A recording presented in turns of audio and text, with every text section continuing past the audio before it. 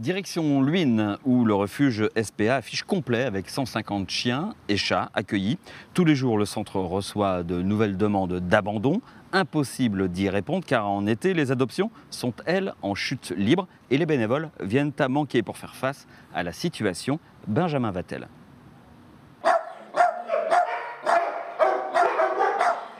À la SPA de Luynes, toutes les places sont prises.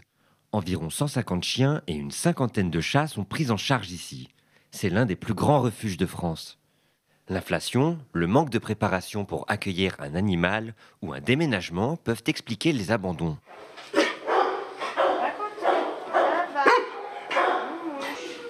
L'été est habituellement la saison où il y a le plus d'abandons, mais depuis quelques temps, les animaux abandonnés par leur maître sont nombreux toute l'année.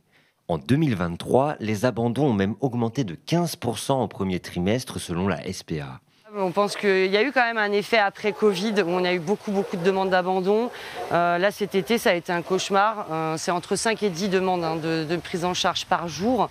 Donc c'est vraiment énorme. On est obligé de faire patienter, mettre les gens sur liste d'attente parce que malheureusement on ne peut pas accueillir tout le monde. On a aussi nos sorties de fourrière, les animaux qui arrivent aussi sortis de maltraitance.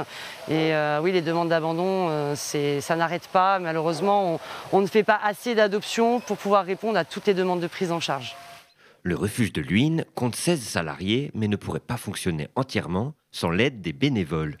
Étudiants ou jeunes retraités, ils sont une trentaine à venir régulièrement pour entretenir le site, préparer les repas, promener les chiens et nettoyer les cages. Pour être bénévole, il faut être disponible, s'investir sur la durée et bien sûr aimer les animaux. Myriam est bénévole depuis 1 an. Je me sens vraiment utile. De toute manière, il y a une nécessité.